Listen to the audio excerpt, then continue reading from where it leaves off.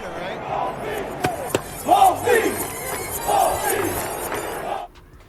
And we are recording. Welcome in to the roll call. I'm your host Gio, and I'm here with my guy Tyler. How you doing today, Tyler? I'm doing pretty good. Yankees got a win yesterday. Hopefully, they follow that same path today and get another W in the books. I mean, they need to. You already got skipped by the Toronto Blue Jays. You're now in fourth place. You're out of the playoff picture, and it's not looking good. Aaron Judge has no return. Offense is abysmal. What's your one bright point so far of the season? Um, my brightest point recently is, Rodon's back. I've been waiting years for Rodon to put on the pinstripes. Probably even since that no-hitter he threw a couple years ago. That was spoiled by a hit by pitch in the ninth inning. But even before that, Rodon showed signs right after he was he had a tough path back, but he's resilient. He's got that dog in him, and he's just a competitor. He's going to throw competitive pitches, throw strikes. He's not going to nibble, and then he's going to break off that slider to just break it off the table. And Yankees got that 1-2 punch now, Cole and Rodon. So if we do get into one of those 3-game series, then those first 2 games, I've fairly good confidence, as long as they don't give up a run, because obviously the Yankees can't score. So Yeah, that's my bright point too. To be honest, it's not Rodon, but it's just the overall pitching staff. They have really kept us in it. They've allowed us to be 8 games over 500. If it wasn't for Garrett Cole and our bullpen, I don't know where the Yankees would be right now. We were honestly probably one of the bottom 5 in the league.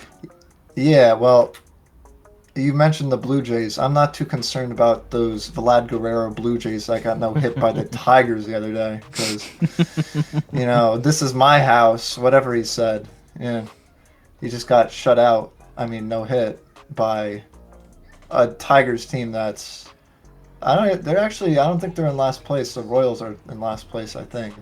Yeah, But they're close to though. They're not in it. you got AJ Hinch's Detroit Tigers. Shout out to Sacred Heart alumni Zach Short and Jason Foley, both on the Tigers. Foley actually took part in the no-hitter. Wow. Yeah. Shoo! I don't have school spirit like that, but, a couple guys are pretty good. Speaking about schools, my high school back in New York, the Cardinals had 2 pitchers from my high school on their team. They had Matt Morris, who was more in the 90s and early 2000s. Pretty known, pretty interesting fun fact about him. He gave up Griffey's 500th career home run. Oh, which, really? I don't know if you want to flex about that, but that's pretty cool. That's not a flex. The other guy's name, Jason Mott. He was on that Cardinals World Series team with David Freese and those guys a couple years back. He was a closer. He was pretty good too. But I thought I was going to be the next guy, but here we are talking Yankees instead, which has always been a pretty fun thing for me. So Hey, we're happy to have you. yeah, I'm really excited to be here. I wanted to do something like this for a while now, and so met my guy Gio, and I think this is going to be the next big thing in our lives. It's going to be pretty fun. Yeah. It should be fun. Now, I wanted to keep this short just so that we can share it around the internet and stuff like that, give people a little rundown and breakdown of what we're trying to do. But, we will be live every week. For now, it could possibly be 2 to 3 times a week as we grow the show and we grow the platform. Let everyone know where they can find you on Twitter real quick. Yeah, I'm the Bleacher Creatures on Twitter, section 201 and 202. Am I a Bleacher Creature? I've sat in the bleachers before. I'm not one of those guys who's at every game. I don't live close enough or have the time to do that. But we got to rep the Yankees. My favorite thing is the roll call, and that's part of the reason why we named it this. I love going around the diamond, rooting on the Yankees, and we're going to try our best to keep it positive here. But we're going to have to rant because the Yankees have given us so many reasons to rant, and that's just a part of the job, and so we'll try to keep it cool, be pretty rational. We'll try to keep those trade ideas fairly realistic, even though it's really easy to make them MLB The Show like. But Kind of crazy. yeah, I mean, I do expect the Yankees to get Juan Soto and Shohei Ohtani and sign them both to $5 billion contracts Hey, as soon as they do it. hey, You are But fake news. I exactly that's not happening. that's not happening. I think Ohtani is going to be in probably one of two places.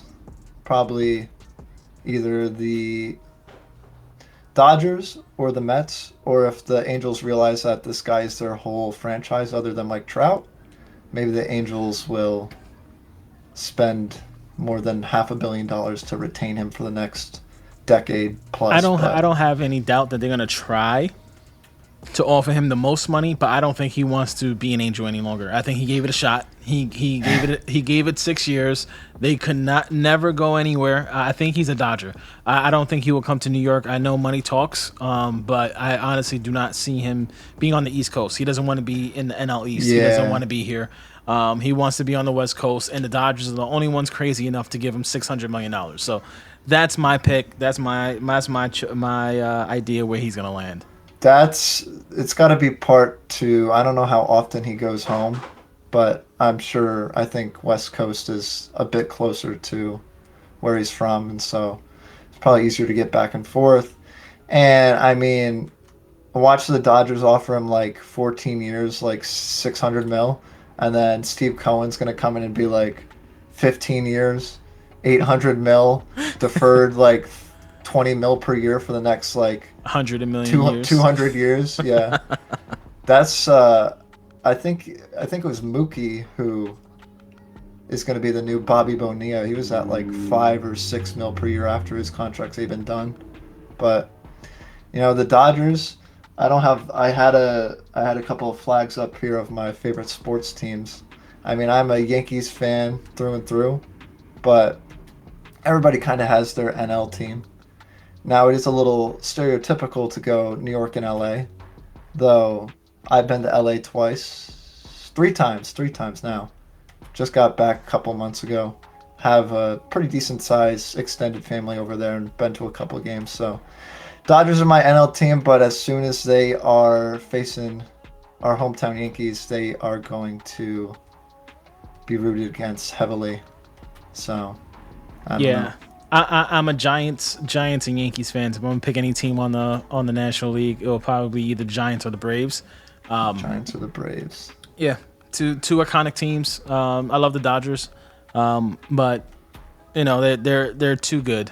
They're the National League juggernaut. So I've always been a Giants fan. Always loved the colors, and definitely the Braves. The Braves from the 90s, from when I was growing up, they were amazing teams. I love the back and forth between the Yankees and the Braves. Chipper Jones, Greg Maddux. They just had amazing lineups, amazing pitchers. Interesting fact, they went to the seven straight World Series in the 90s, and they finally got through from the 80s to the 90s, and they finally get through in 95. So that was the first championship in Atlanta sports history. So that was kind of cool. Really? Was there watching it with my step pop, so it was interesting. Let's end this now, and we'll be back this week for our first official episode. Tyler, thank you for coming in and joining us for this show, and we're gonna see you guys when we see you. Yeah, excited to get started with this thing. Let's go. Aaron Judge.